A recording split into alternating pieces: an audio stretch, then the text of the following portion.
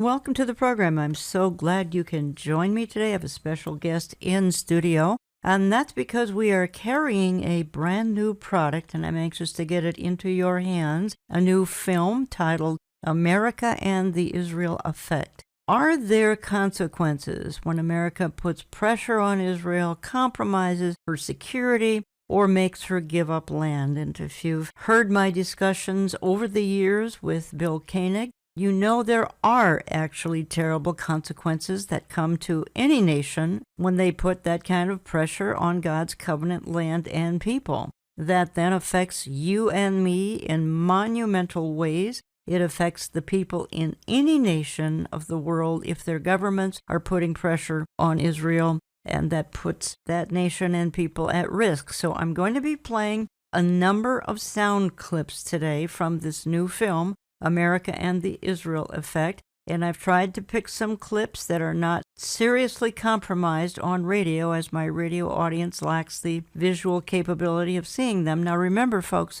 we have a video version of this program where you can see everything we are discussing that, and I reference it often. You can find that video version on our website, olivetreeviews.org, and go to radio. You can find that video version on his channel television, on YouTube, on Rumble, on Facebook, and we really do want some of you who are visual to have that capability of seeing what we're talking about. Now, how has America been compromised by U.S. leaders who want to give away land and marginalize Israel and her security? Who have been the primary perpetrators of this? And we have a new administration now in Washington. Will they bless or curse Israel? I think we know the answer to that, and the answer will directly affect every one of my listeners to this program. One of the producers of the new film is in studio with me. His name is Stephen Briggs. He is Director of Operations for Hatikva Films, and I'm going to say more about Hatikva Films as we go into the program here. Stephen, welcome to the studio. Thank you for having me. Stephen, how did you get into, I've seen bits and pieces of a number of your presentations. We carry the one I just referred to. How did you get into this? Well, it's a long story, but I'll keep it short for your listeners. I lived in Israel for 4 years, from 2004 to 2008, and to minimize the length of that story, my grandmother was instrumental in praying for me, and my grandfather as well, and they felt very clearly that I was supposed to be going to Jerusalem. Jerusalem was not on my radar. They prayed, they told me, and the Lord stepped in a number of amazing ways. And 3.5 weeks after I'd spoken to my grandmother, I ended up in Israel. I served with a brother called Lance Lambert. Yes, I've met Lance years ago. I know he's passed on. While I was in Israel, I met the producer of a film called Jerusalem, the Covenant City, which is the earliest film that looks at God's plan and purpose and past, prophetic, and past, present, and future destiny of Jerusalem. And a new film that he was asked to present, Lance Lambert, was called Blessing, Curse or Coincidence. Well, originally it was called Curse or Coincidence. And I challenged the producer. I said, God's intent is to bless, it's not to curse. You can't call it curse or coincidence because that's a wholly negative position to take. In the initial introduction with him, he turned to me, this was at the beginning of 2008, said, Steve, when you leave Lance's, I want you to come and work for me. I was like, was that just a trite comment or is it something that I should follow up? Well, a few weeks later I saw him, we met. He said, I never say things like that. It must have been the Lord. And here I am 13 years later,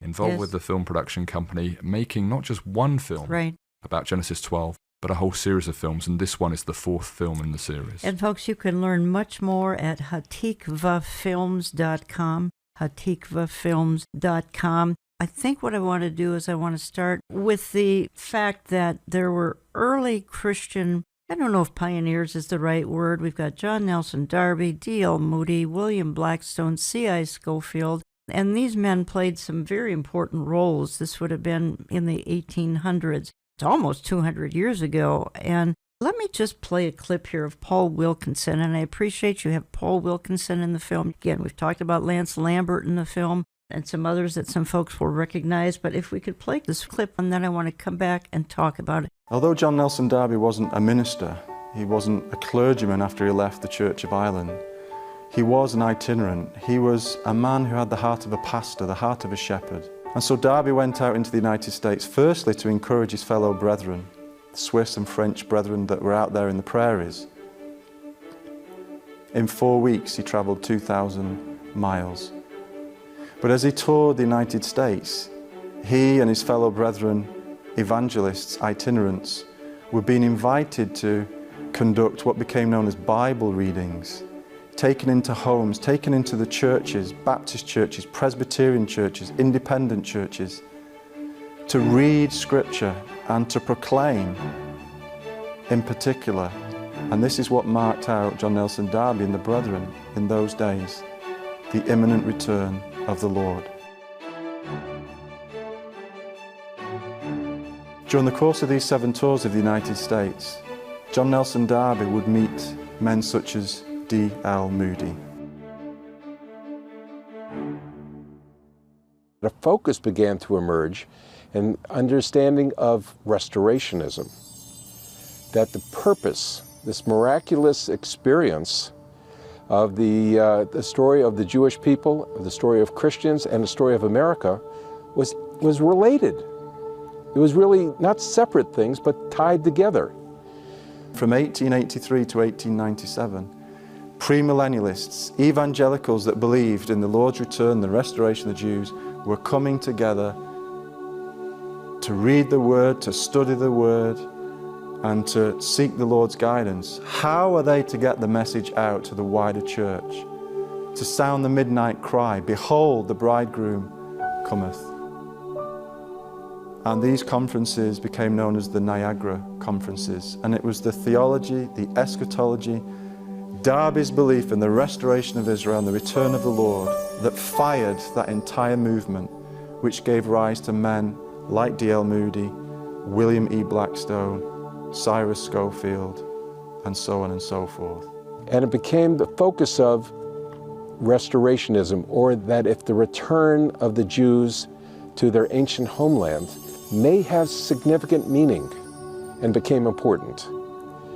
And that would, of course, lead me right up to Reverend Blackstone. One of the men who was most profoundly influenced by Darby's theology was a Chicago businessman by the name of William E. Blackstone. Reverend Blackstone is one of the most extraordinary men in the entire story of restoration. Without Reverend Blackstone's influence, it is quite possible that Israel would never have existed. He referred to Israel as God's sundial. If you want to know where we are in the chronology of world events, keep your eyes upon Israel.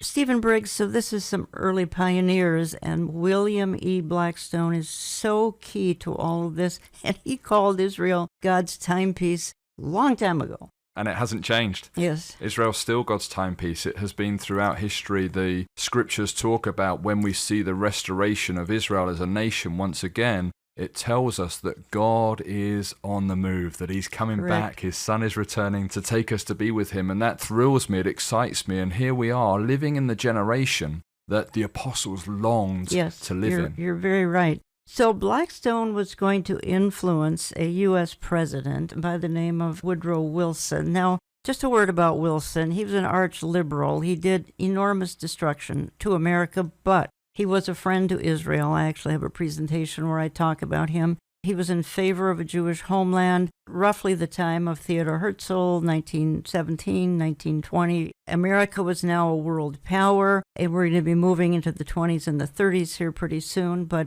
Woodrow Wilson played a huge role in the early stages of the nation of Israel. Absolutely. And the understanding, he saw that this is something that God is going to do. He read the book. He knew what the book said, and he wanted to be a part of that incredible story. Stephen, you're from the UK, which is obvious. You have a slight accent. Which just a slight one. I really appreciate it. I love it. And Great Britain, so important in Israel's formation. We have General Allenby out of Great Britain. There are just so many key players that came out of your country, and they were instrumental. We go back to 1917, 1920. We can take it up even to the 1930s and even the 1940s, but your country wouldn't let Jews come in to Palestine. And your country's paid a price for that. It has. Britain's been on a roller coaster, especially in regard to their relationship with the Jews. You can go back as far as 1290, King Edward I.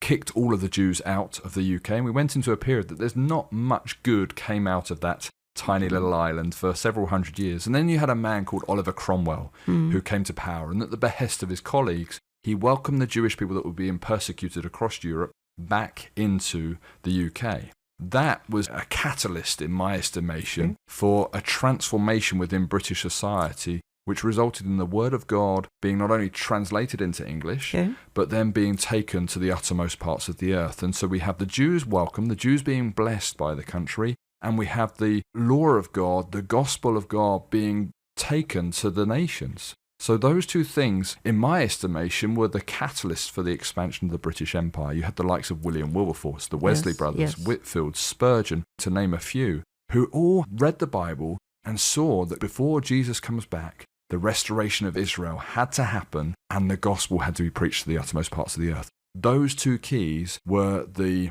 catalyst for the restorationist movement across the UK, which ultimately led to the Balfour Declaration of 1917. Correct. So we're going to get more into the 1920s and 30s here eventually. And again, folks, we carry this new film. Give our office a call. You can check the online store at olivetreeviews.org. And to learn a little bit more about Stephen Briggs and the Hatikva films, go to hatikvafilms.com.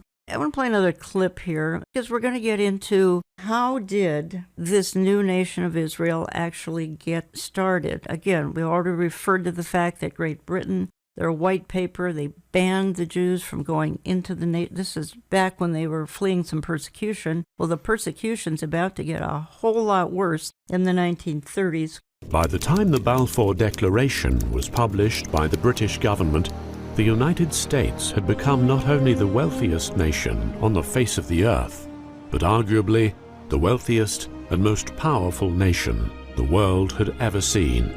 But before the State of Israel became a reality, the world would witness the worst atrocity in human history.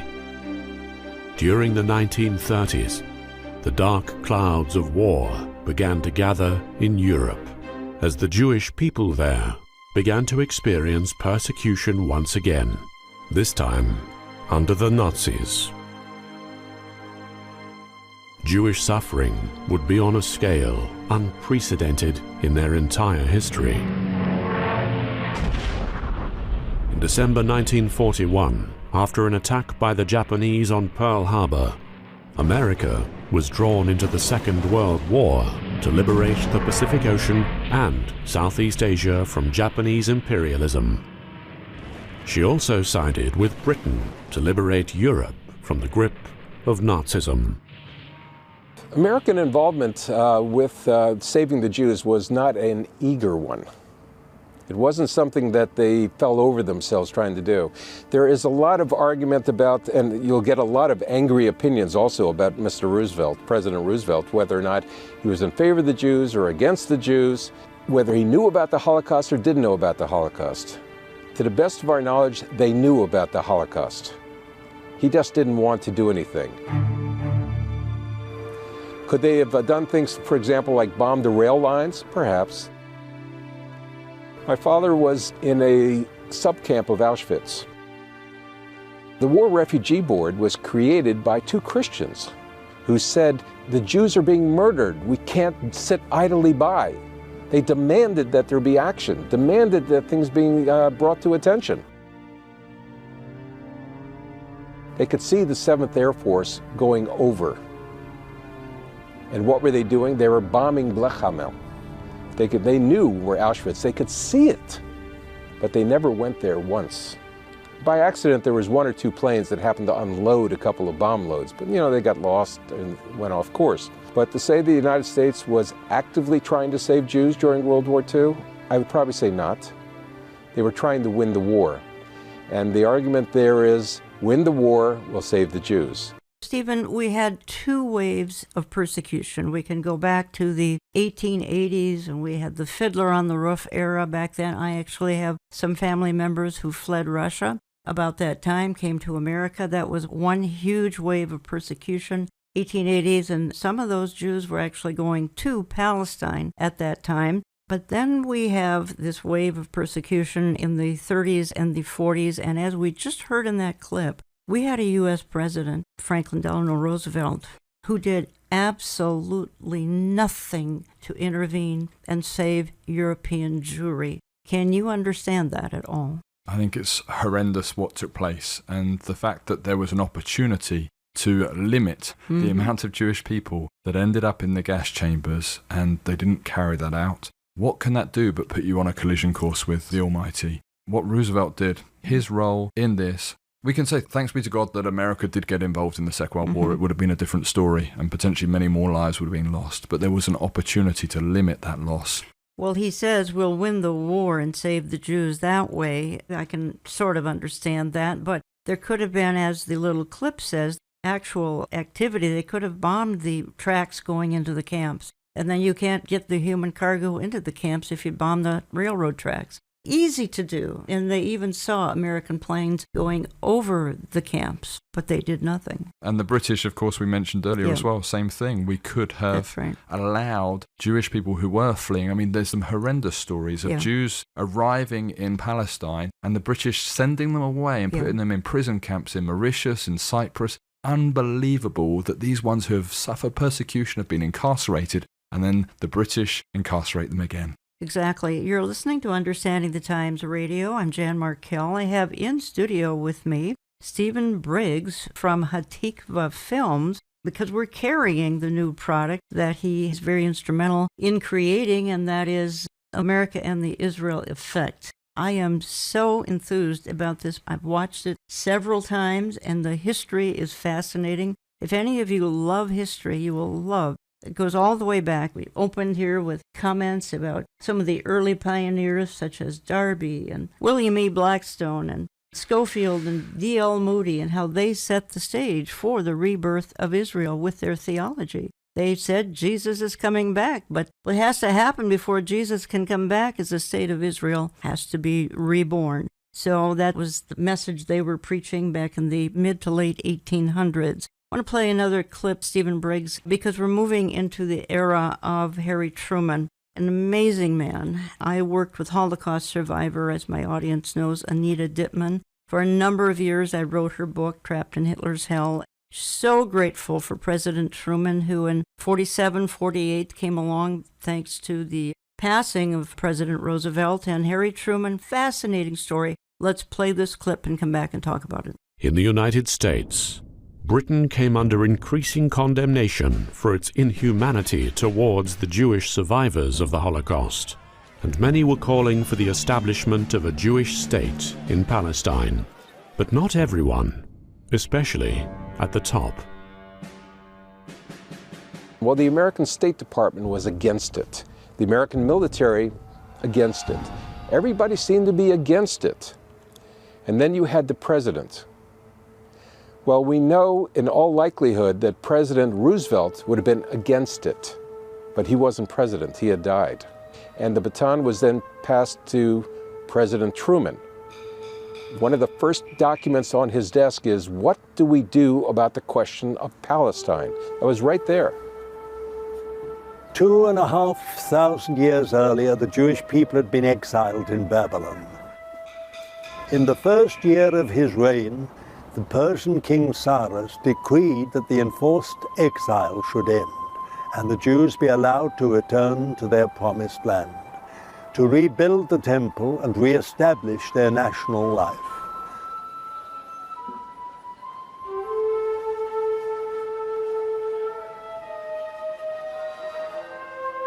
The Bible tells us that there were those who were opposed to the idea. The American president, Harry Truman, was a Southern Baptist who clearly understood biblical prophecy. He was faced with a similar situation as Cyrus had been. What would the American president do? He was a Bible reader on his own, independently. How religious a man was Truman? That can be open for a lot of debate. He was also a politician. We have to remember that part. We're not going to get around it. He knew the story and the role of Cyrus. And when the problems were coming up for 1947, what do we do for the establishment of a partition between an Arab state and a Jewish state? What were the promises of the Balfour Declaration? He considered that. What were the promises that the British had made? We have to be thankful to President Truman because already in 1947 he decided that America should support the idea of the partition. What promises did we make to all people? We certainly were fulfilling the promises made in World War I. We established all these Arab states. Couldn't the Jews just have a tiny, tiny piece of land that they would call their own? The decision finally came down to was his, and his alone. Remember, he was bitterly threatened by everybody.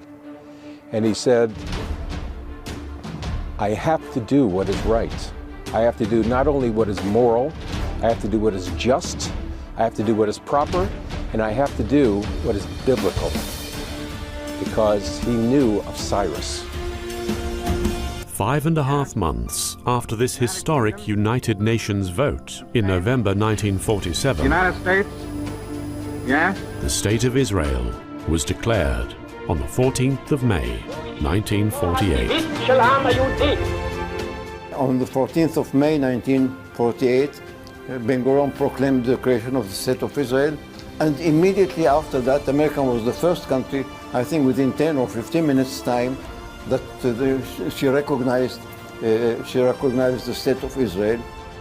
I think it was thanks to Truman that we managed to overcome this period, and the recognition was given to the State of Israel. And then we had to fight our way because the recognition did not save us from the war.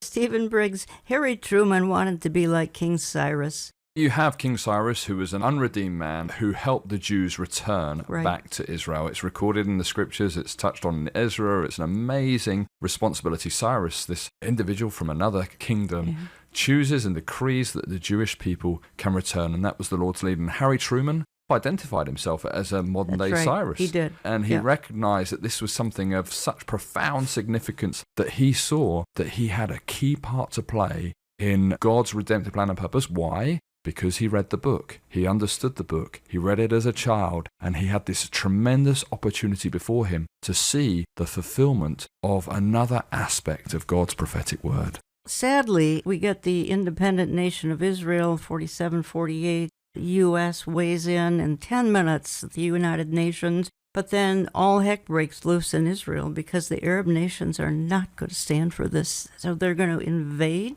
You might have said to me, the Muslims are never going to stand for a Jewish takeover of what was Muslim land. Obviously, it's God's land, but Muslims had been occupying it in the Turkish Empire. And it was just so amazing that, again, he wanted to be Cyrus, but he was the key player. Again, Roosevelt passed on, this man stepped in, and he was not going to leave the Jews. Not only that, but then he recognized that they were in displaced persons camp after the war, and he couldn't stand that either. He brought many of them to America. Absolutely. What a tremendous testimony he is of the kind of responsibility that leaders in this day and age should have towards those who have suffered persecution and difficulty. And this transformation, really, I mean, this was such a significant moment in Scripture. Isaiah 66 talks about, can a nation be born in a day, and people come forth all at once. And he was an eyewitness to God's word. As we mentioned earlier, this is a signpost. This is a sundial. This tells us that we've entered into a new phase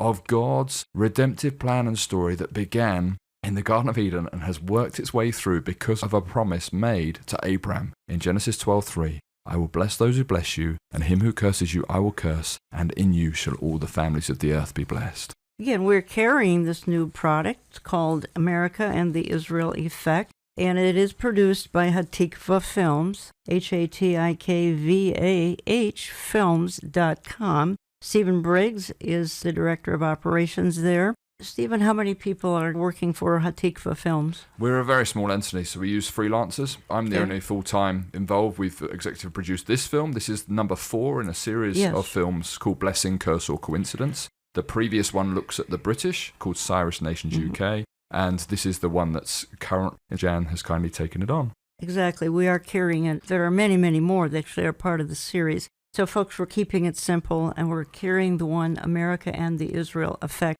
And you've heard me on this program for years, and I've talked with former White House correspondent Bill Koenig in his book, Blessing or Cursing and the Consequences of Dividing Israel, Eye to Eye, Facing the Consequences of Dividing Israel. So this is right in line with what Bill has been teaching for over 20 years. In this case, you can visually and graphically see what we're talking about because it is a DVD that we are carrying. So what I'd like to do, Stephen, is when I get back from a real short time out here, we're going to move into a time in history for the nation of Israel, which I think everything from 1947-48 on is absolutely remarkable. But when we get to the 1973 war and the role Richard Nixon played, I think the audience is going to be fascinated by it because Nixon was a conflicted man. He was known for anti-Semitism. And yet he saved the country. And we're going to explain why when we get back. You don't even remember the 1973 Yom Kippur War. I happened to be vacationing and was coming back in town. I turned the car radio on and I'm hearing about this. And I didn't fully understand it all back then, but I'm hearing about a war in Israel. They had been victorious in the Six-Day War of June 67. Not going to be so victorious in 1973, correct? That's correct. They were losing badly to the point where those within the White House and the senior leadership in this country saw this as a tremendous opportunity to leverage the circumstances in the Middle East and to turn things for Americans, then their perceived best interest. But Richard Nixon is going to step in and step up to the plate. We're going to talk about it as soon as we get back. Again, America and the Israel Effect. And it's in my online store. Give my office a call. Get on our newsletter lists. Honestly, it's a great lesson in history. Can't recommend it strongly enough. I'm back in just a couple of minutes. Don't go away. It says very plainly in the Bible about the blessing and a curse. Well, if you don't want to read the Bible or you look at it as a story invented by somebody, you can believe whatever you want. The problem is that it's recurred throughout history over and over and over again, that every country that turns on the Jews to try and destroy us, try and thwart God's will of the role that the Jewish people have in the destiny of future, somehow it always turns on them. Whether you're talking about the Babylonians, you want to pick on the Romans, you want to pick on the Spanish, during the Inquisitions, you want to pick on whoever you wish. At some point, do you stop and say, are these all coincidences? The United States was blessed with something extraordinary. Extraordinary. I'd like to be an optimist and say that it's all going to be good going forward, but I am concerned about both the theological trends in the United States and also some of the political, I don't know if I want to call it trends yet or not, but what's going on as far as pressure on Israel for dividing the land. What's going to happen with Israel now? We have a changing political environment, which is really serious. And we're not certain that the moral compass of the United States is the same anymore. Welcome back. I'm spending the hour with filmmaker Stephen Briggs, Hatikva Films. Here's where we started about a half an hour ago, and we talked about some early Christian pioneers. We talked about the influence of William E. Blackstone and his book, Jesus is Coming. This is back in the 1870s, 80s, and actually about 25 million books sold of Jesus is Coming, and Blackstone was saying back then, look, the Jews have to come back to their land. Darby and Blackstone and others influenced so many in the church in the late 1800s, and then we morphed into the 1900s in our discussion, and we saw 1917, the Balfour Declaration, we saw Theodore Herzl come along, we saw the efforts of Great Britain to both help and hinder the Jews, and then, of course, the Holocaust, and then the role of Franklin Delano Roosevelt and ultimately Harry Truman. This is just a quick overview of things that are in the film America and the Israel Effect, which we are carrying. Stephen Briggs is Director of Operations for Hatikva Films and is in studio with me. Stephen, where to begin with what happened in the early 1970s? America was going through some tough times economic-wise, and we had some rough presidencies about that time. But Richard Nixon came along, and the Yom Kippur War, let's talk about that war for just a minute or two. First of all, Israel was very prepared for her 1967 six-day war, literally won in 6 days of miraculous intervention. What happened in 1973? Well, 73 was a different story. Yep, it was a surprise. Yom Kippur. Exactly. And the most holy day in the Jewish calendar, Yep. the Day of Atonement, Day of Covering. And they were attacked. They were in a situation where they were losing badly. And they needed reinforcements. They needed weaponry. They needed the tools necessary to not lose this battle. As we look in the film, we look at what happened. But you had this President Nixon at the helm, who was known to be an anti-Semite. He's really a mystery and an enigma in a lot of ways. But there was a key. And the key to this whole story is the fact that he had parents praying, and the point that he was told one day in the future, you will have an opportunity to do something special for the Jewish people. Don't miss that opportunity. Whatever that word that was said at that time, and I don't know the exact words, that was something that came back to him at this crucial moment in history. Golda Meir was going to make a middle-of-the-night appeal to him. Let's just play a clip here. All these clips, folks, they're from the film America and the Israel Effect. They're very, very educational because the history that we are covering, and it's a lot of years because we started about the early 1800s and now we're up into 1973. There would be another American president who would make a dramatic intervention on Israel's behalf. He was the only president of the United States to have resigned from office. He was seen by many as something of a Jekyll and Hyde character, and he was reputed to have been an anti-Semite. Richard Nixon. He was an anti-Semite. He had a conflicted background, very conflicted background. On one side, as I said, he had this anti-Semitism. On the other side, there's a story they tell about President Nixon, that his mother told him when he was a little child that someday he will be in a position to do something extraordinary for the Jews. That's all, and she hoped that when he was in that position, he will do that. Well, any mother telling a child that kind of a story, you're going, oh, it's a fairy tale, it's this or that. Who knew? But Mr. Nixon was in an extraordinary position. He did have Jews as part of his cabinet. Secretary of State Henry Kissinger, he's of German origin, served with the American Armed Forces, was the Secretary of State. He was a security advisor. He was also Jewish. And the question was, how much of a Jew was he? Well, we could argue that. Stephen, Henry Kissinger, probably self-hating Jew. Apparently, Richard Nixon's mother said, as this clip indicated, someday you'll be in a position to help Israel, and you do it. And boy, did that come back to his memory. Absolutely. The power of praying parents, the power of the words that we as the older generation says to the younger generation, they can bring life or death to a situation. That's right. And those words, whatever that was actually said, caused a turning in the history of the whole Middle East. Absolutely. And the outworking of America as well by implication. It's an amazing, amazing responsibility, the words that we speak and who we tell what we tell to. Israel was literally going to run out of supplies. She was going to run out of airplanes. She was going to run out of tanks. She was going to run out of all sorts of weaponry. Again, this is October 1973. They're proud of themselves for their six-day war victory in 1967. For some reason, Golda Meir not prepared in 1973. Do you have any insight on this?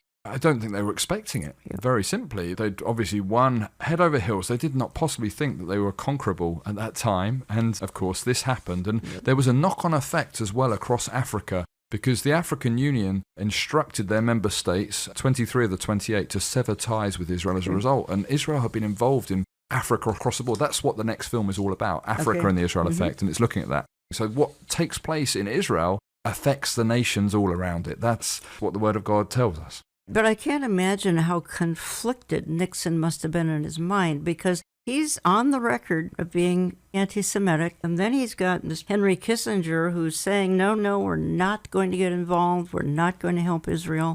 And Nixon turns around and says, whatever it takes, and this is based on his conversation with Golda Meir, go above and beyond to help Israel. This coming from a Jew hater.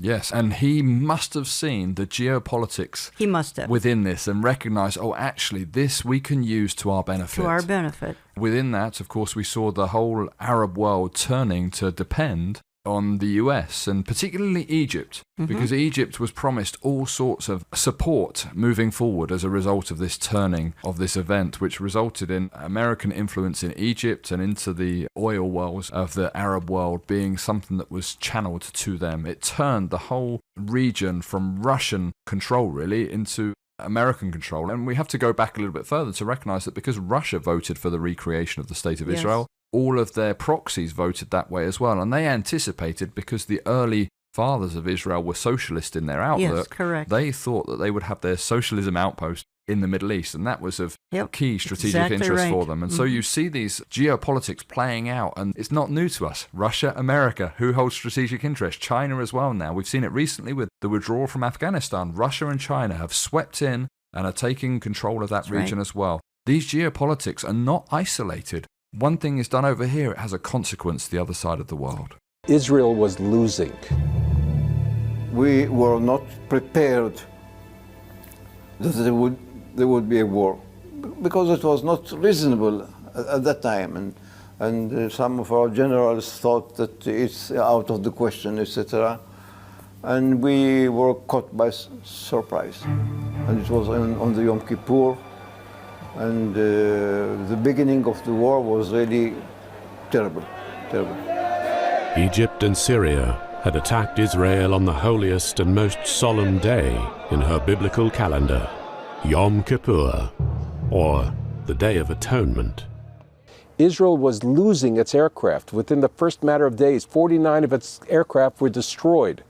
Now, for a little country to lose almost half of your aircraft is serious. They were losing their tanks in the battles. They didn't have supplies to fight. We could not continue because we didn't have any armament. We lost many people, we lost many vehicles, we lost tanks and airplanes, but nevertheless what we needed was just the ammunition in order to continue the war. As Moshe Dayan told Golda Meir, who was prime minister at the time, the third temple might fall. The third temple was the state of Israel. It could fall. Panicked calls went into the American government for help. Panicked. Henry Kissinger held them back. Kissinger's reported response was, "Let them bleed a little." Golda Meir rang the White House at 3 o'clock in the morning and spoke directly to President Nixon and told him that Israel was in very real danger of losing the war, particularly as the Russians were rearming the Syrians and Egyptians. Richard Nixon's mother was a Quaker and a real Bible-believing Christian. It is reported that as the Israeli Prime Minister, Golda Meir pleaded with him for help on the telephone, the words of his mother's prophetic utterance when he was a child, that he would one day be in a position to help Israel, came back to him. After the phone call ended, the president summoned his cabinet. President Nixon was livid.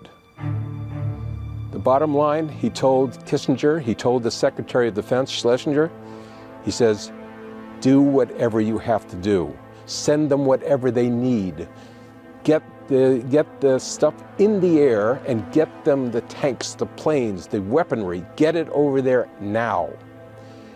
When Kissinger questioned that, his answer was, with an expletive or two to Kissinger, to basically get it done, and then whatever you need, double it. The Americans came, and really in a very meaningful way, many flights a day.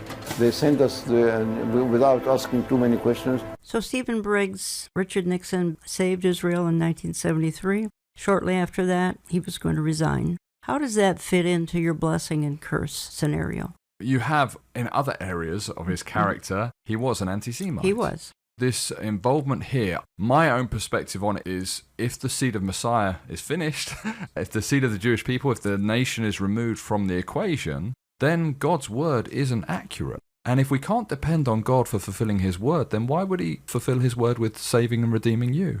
God used another individual, a Gentile, to be involved in ensuring that his plan and purpose would be outworked. But yes, we have to have consistent character and not be double-minded. And Nixon did do a lot of things that were anti-Semitic. So in this instance, it was good. But God's looking for us to be consistent with our faith and consistent with what we do. Genesis 12:3 is still operational. So you are saying that his anti-Semitism could have taken him down? It could have, because you reap what you sow. Exactly. So that was a very, very interesting time in American history, Israel history. I want to bring it up a little more to modern times. We've had George H.W. Bush dividing the land back in the early 1990s. We had Bill Clinton doing all sorts of Camp David meetings and talking about dividing the land. We had George W. Bush. He was often called Mr. Palestine. He was so obsessed with the Palestinian state. Didn't end well. And then came a very unique and interesting man, Donald J. Trump.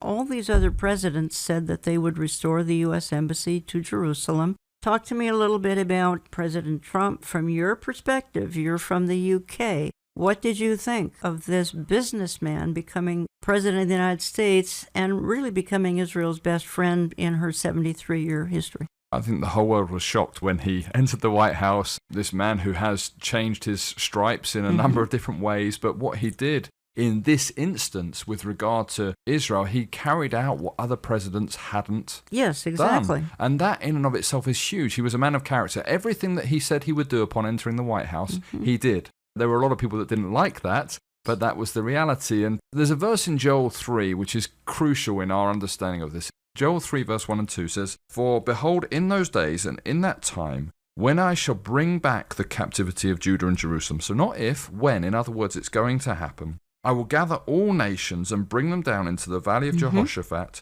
and I will execute judgment upon them there for my people and for my heritage Israel, whom they have scattered among the nations," and people often overlook this last bit, "and they have parted my Thank you for land." bringing that up. And this land, this question, this dispute over physical territory is something that's intricately intertwined with the promise that God made to Abraham. It's reiterated 5-6 times in Psalm 105, verse 8 to 11, and it's to do with covenant. So the conflict over the land and over the real estate, if we can put it in those terms, actually is not about Israel. It's not even about Jerusalem. It goes even narrower. It goes to the old city of Jerusalem, goes even narrower than that. It goes to the Temple Mount, goes even narrower than that to the actual temple, to the place where an offering was made with Abraham offering his son and the ram being found in the thicket, the place where God chose to put his name. That's the center of the conflict, and that's why all of the nations want to divide the land. It's because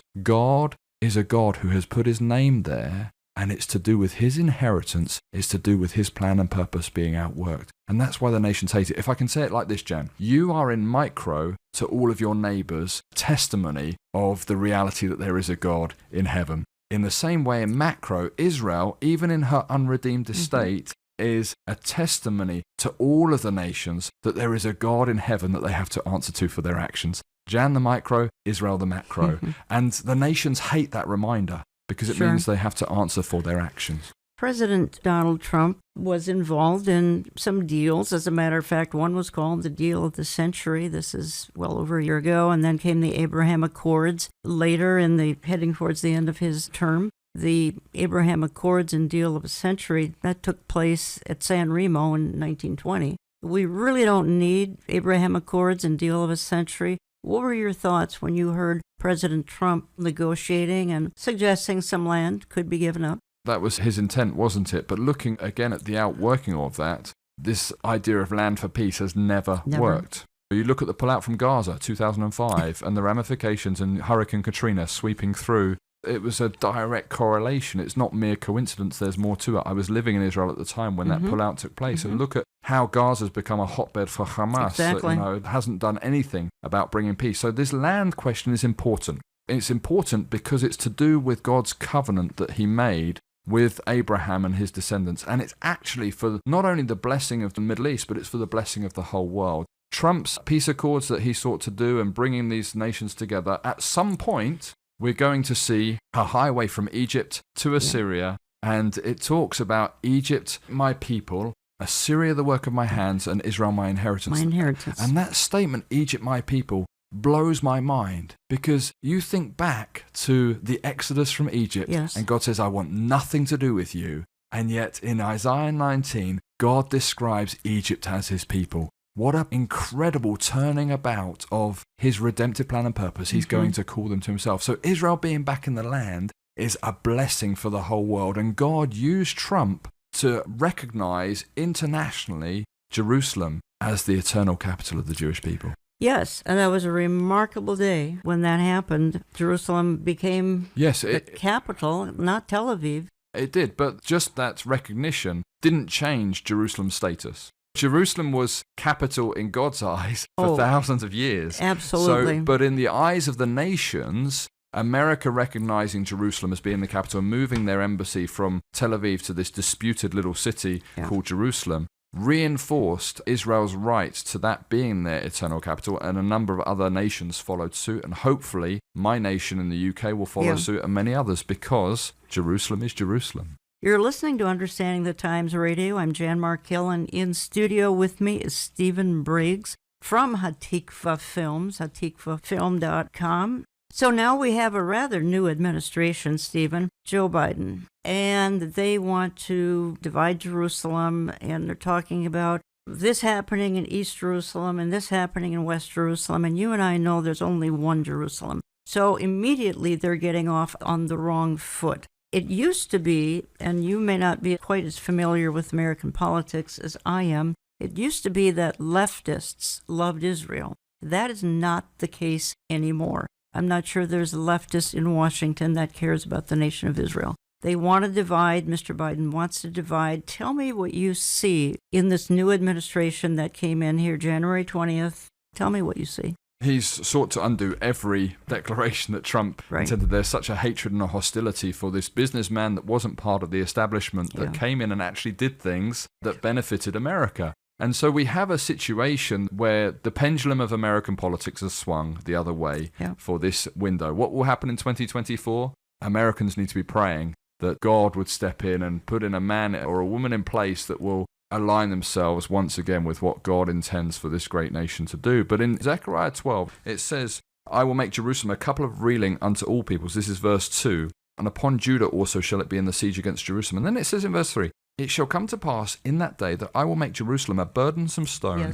for all peoples. All that burden themselves with it shall be sore wounded, and all the nations of the earth shall be gathered together against it. Now that's a fascinating verse, because it tells us that every nation is going to come against this place of Jerusalem. Why? And a burdensome stone, what it essentially is saying, if you try and mess with Jerusalem, you're going to put your back out. Your lifting days are going to be over. And so we have a situation where it's almost an obsession of the nations. I mean, there's more UN resolutions passed against Israel, and that's happening in this period right now. Why is there such a conflict? I'll tell you very simply. It's because there's a God in heaven who is fulfilling his word. And the nations hate that reality because it reminds them that they have to answer for their actions. And in the case of Biden and this administration, it's no different. God's word will have the last word. You are right. And I am deeply concerned because every one of my listeners is going to be affected, and that's in the blessing and the cursing angle that we've talked about now for almost an hour, is that the blessing and the cursing, it comes upon a nation and upon a people. And good people are harmed because of the policies in Washington. Good people in Minnesota and Wisconsin are harmed because of this, and I'm very concerned because I see the hostility on the part of the left when it comes to everything that has to do with the nation of Israel and the Jewish people. We heard a few minutes ago how Henry Kissinger, a Jew himself, he said to Richard Nixon, let Israel bleed a little bit. We don't care. Let's just make them suffer a little bit. Well, this mentality, it can be terrifying in the natural. Obviously, God's got a purpose for it all. And everything is playing out exactly as he said it would, as you have outlined here in Scripture. Very simply put, God gives a nation the leadership they deserve. Yeah, and that's true. Sadly, I think that may sum up just about everything here in 2021, as we've gotten who we deserve. At this present moment. But it doesn't have to stay that way. The key, as with all of the turning points in history, is if my people who are called by my name will humble themselves, seek my face, turn from their wicked ways, Then I will hear from heaven, forgive their sins, and heal their land. But that verse in 2 Chronicles 7 verse 14 is so often taken out of context. You need to read around it in verse 13 and what it says there as well. We have a situation now where if this doesn't drive us to our knees, and I say that for my own nation as well, the leadership of our nation needs to be changed, because if we don't see that transformation, if we don't see the church crying out to God, reminding our listeners that in 1 Timothy 2, it talks about first of all that we pray for kings and all those in authority. Why? That we may lead a tranquil and quiet life and that souls may be saved. If you really love this nation, then we should be praying for the leadership of this nation. I'm talking to Stephen Briggs for the hour, and I am down to about 3 minutes here, but the Bible tells us in Psalm 122:6 to pray for the peace of Jerusalem. Now we can, and I want you to expound on that, but we can take that in a couple of different ways. Are we praying for the Prince of Peace to come back and rule and reign out of Jerusalem? Probably, but is there a greater meaning for Psalm 122:6 than what the average listener might be expecting? Yes, there's a whole lot that we lose in language. Yeah. So shalom in Hebrew, which is the word peace there, doesn't mean absence of war. It doesn't mean a removal of conflict. It means wholeness and completeness. So the understanding there is greatly expanded. Pray for the peace of Jerusalem. If we say pray for the wholeness, pray for the completeness of Jerusalem, well, does that really make sense? Well, it does when you realize that Jerusalem is the center of God's plan and purpose. So pray for the eternal purpose of God to be fulfilled. Now let me go to the very last verse in that passage. The last verse in that passage says, "For my brothers and my companions' sake, I will now say peace be within you. For the sake of the house of the Lord our God, I will seek that's Israel's good." So if we love the church, if we love the things that the Lord is doing in the body, in the land of America, then it's incumbent upon us, it's our responsibility to be involved in praying for the eternal purpose of God, which is centered in Jerusalem, to be outworked. Pray for the peace of Jerusalem. They shall prosper that love you. And that word prosperity there, what's true prosperity? It's knowing more of Christ. Thank you. That's wonderful. Again, folks, we carry the DVD, America and the Israel Effect. It's in my online store, olivetreeviews.org. You can get onto our newsletter lists and we'll offer it there as well, or just call my office for America and the Israel Effect. Fascinating lesson in history, world history, U.S. history, British history, and the key to it all, modern history of the nation of Israel. Stephen, thank you for what you do. Thank you for having me. I really appreciate it. I'm going out of the program with a little saying I use now and then. When you need the wall to fall, the sea to part, the mountain to move, the rain to start, the chains to break, the enemy to flee, the storm to cease, the victory, our mighty, awesome, faithful God has you covered. Say, I want to thank you for listening, and we'll talk to you again next week.